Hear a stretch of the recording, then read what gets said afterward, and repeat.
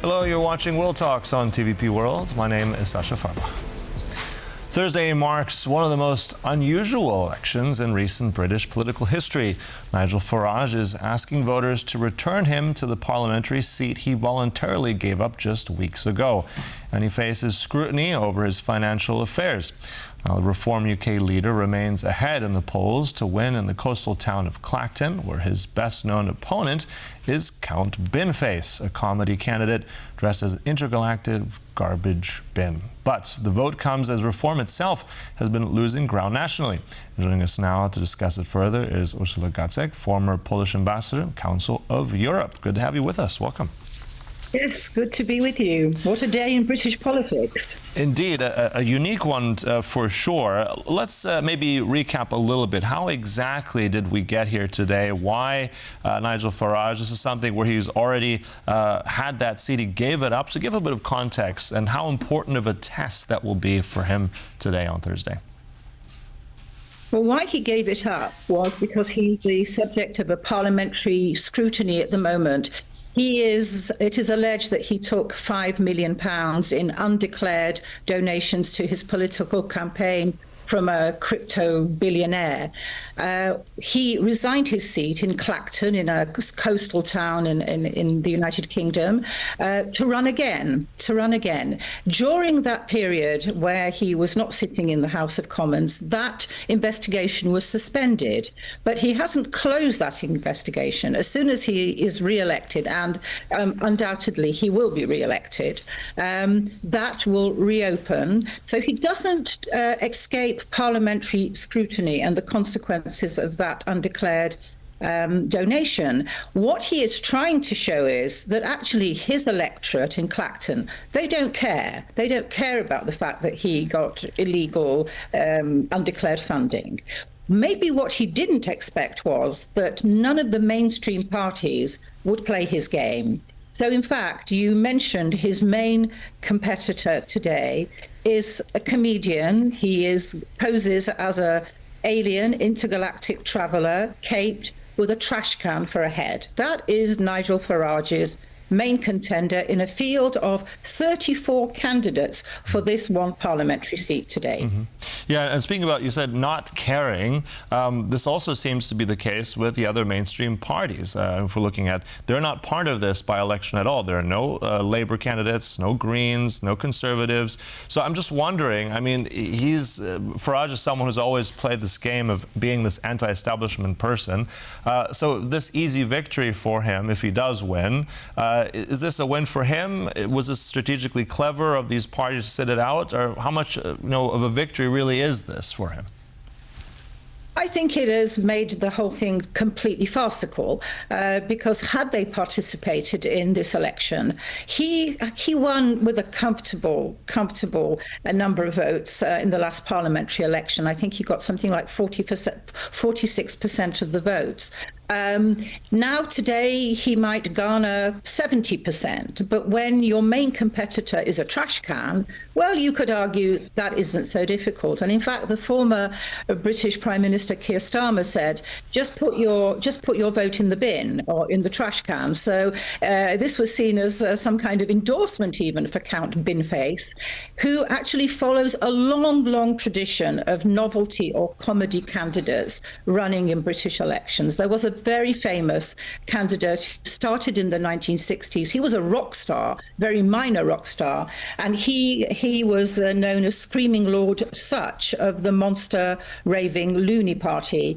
He held the record for the largest number of contested seats that he ran for. Never won, never even managed to exceed a 5% threshold. Binface, however, is polling around 20% today, so he might well recover his deposit, because to run in an election like this, the entry level is very low. You just basically have to pay in £500. If you don't secure 5% of the votes, you lose it. But for the publicity this guy has got, £500, I think, is well invested, and I don't think he'll lose that £500 today either.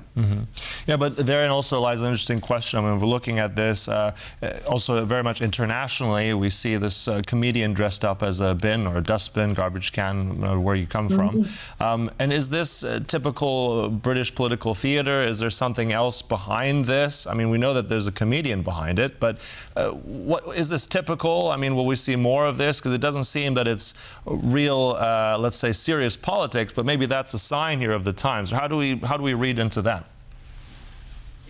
As I said, this has always been part of a tradition. It kind of smacks of Monty Python to me. This is something that I would say is a mixture of dry British humour and a quite unusual parliamentary electoral system where actually these kind of not only independent candidates can run, but comedy, novelty candidates can also make their mark. The British are very attached to these novelty characters.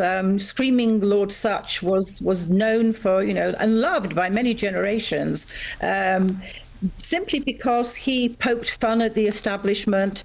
But for Farage, this wasn't the kind of victory I think he wanted. And given that overall his Reform Party is not doing as well as it has been recently, I mean, it's pretty much a level playing field at the 23-25%, with Labour just slightly in front, then Farage's Reform, and then the Conservatives. But Farage needs to make a big splash today.